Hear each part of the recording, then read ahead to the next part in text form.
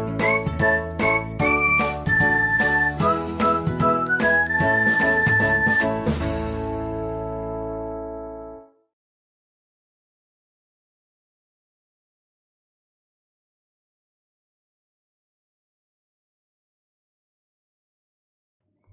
back students. I'm your business studies teacher Munira Farooq from Smart Indian Model School. बच्चों, आज हम अपना एक नया चैप्टर स्टार्ट करने वाले हैं बिजनेस स्टडीज़ में, जिसका नाम है consumer protection. First of all I would like to tell you who is the consumer. बच्चों, कंज्यूमर कौन होता है? जो मार्केट में प्रोडक्ट्स बिकते हैं, सेल होते हैं, ठीक है, businessman with a view to motive to earn profit. जो अपने जो मैन्युफैक्चरिंग कंसर्न्स हैं, वो जो प्रोडक्शन कर रही हैं, किसके लिए कर रही हैं? कंज्यूमर के लिए, यानी कि we the people are the consumer. ठीक है, सपोज मैं एक बिजनेसमैन भी हूँ और मैं कंज्यूमर भी हूँ. अब हम कैसे डिफ्रेंशिएट करेंगे? अगर मैं अपना कोई बिजनेस, ऐसा बिजनेस रन कर रही हूँ जिसमें प्रोडक्ट प्रोड्यूस कर रही हूँ, या कोई मैं सर्विस रेंडर कर रही हूँ, तो मैं बिजनेसमैन भी हूँ. लेकिन ज़रूरी नहीं है कि जितनी भी सारे कंज्यूमेबल प्रोडक्ट्स हैं वो मैं ही बना रही हूँ. सपोज अगर मैं मैन्युफैक्चरिंग कंसर्न मेरी एक इलेक्ट्रॉनिक्स की है, लेकिन अब मुझे अपने यूज़ के लिए क्या चाहिए?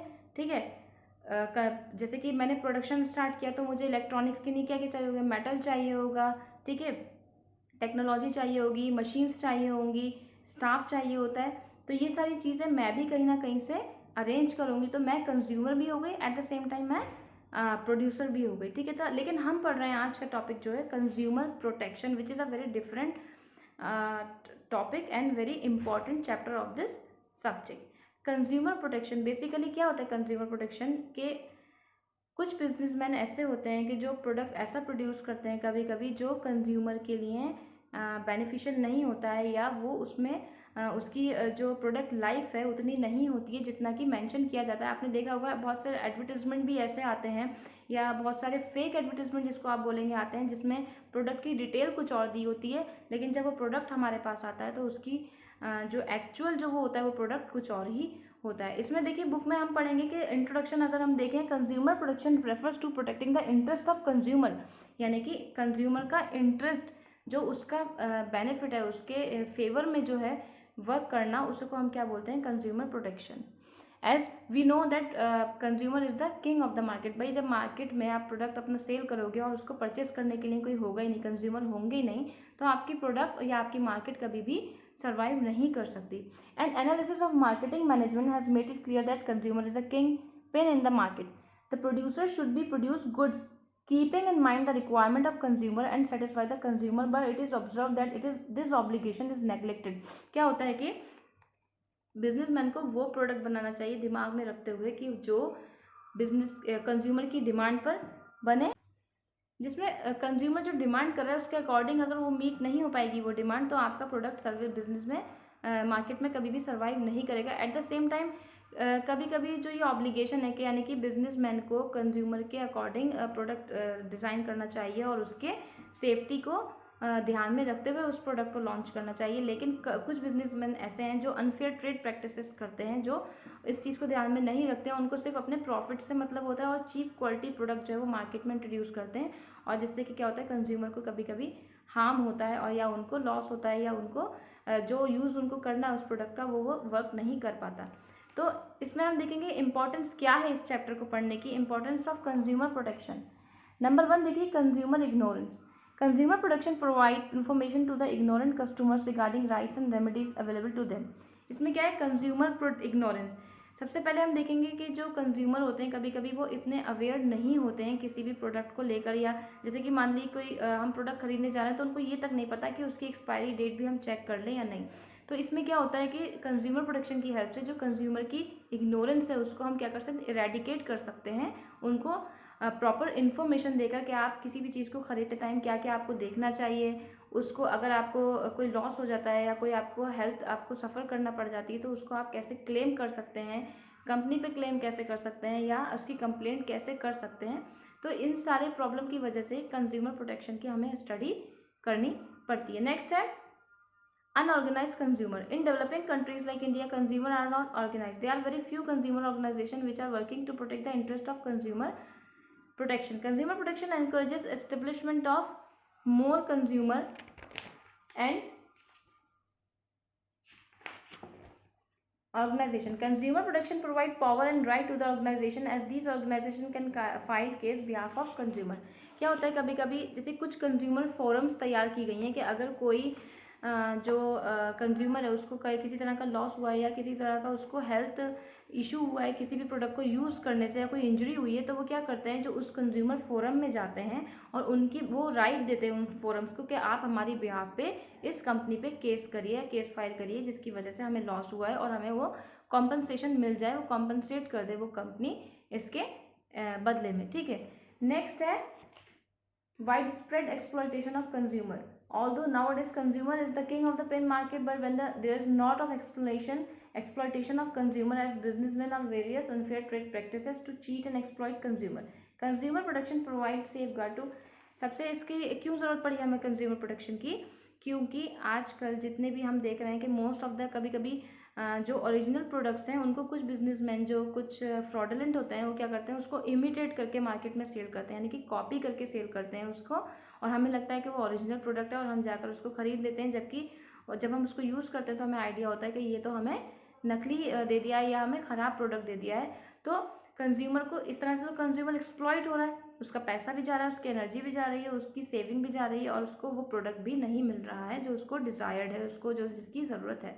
तो इन सब सारी प्रॉब्लम को सॉल्व करने के लिए हमें कंज्यूमर प्रोटेक्शन स्टडी करनी पड़ी और कुछ कंज्यूमर फोरम जो है हमें सेटअप करनी पड़ती है so that we can protect the interest of the consumer, क्योंकि जब कंज्यूमर ही मार्केट में सेटिस्फाई नहीं होगा तो हमारी मार्केट रन नहीं कर पाएगी, और मार्केट रन नहीं करेगी तो अल्टीमेटली क्या होगा कि हमारा जो इंडियन इंडस्ट्रियल सेक्टर जो हमारा इंडस्ट्रियल सेक्टर है या बिजनेस सेक्टर जो वो क्या होगा, उस वे में डेवलप नहीं कर पाएगा जिस वे में हमें डेवलप होने की ज़रूरत है, अपने कंट्री को आगे ले जाने की ज़रूरत है।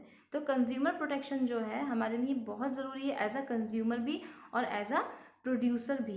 ठीक है, हमें देखना है कि हमें अपने कंज्यूमर का अपना प्रॉफिट ध्यान में रखना है ऑब्वियसली, लेकिन साथ साथ हमें ऐसा प्रोडक्ट सप्लाई करना है जिसमें हमें भी प्रॉफिट हो और कंज्यूमर को उसकी जो डिमांड्स हैं, उसकी जो नीड्स हैं वो पूरी हो जाएं, एज वेल एज उसको कोई सेफ्टी इशू ना हो किसी भी प्रोडक्ट से। ठीक है, तो नेक्स्ट इसमें है importance of consumer protection from businessman point of view.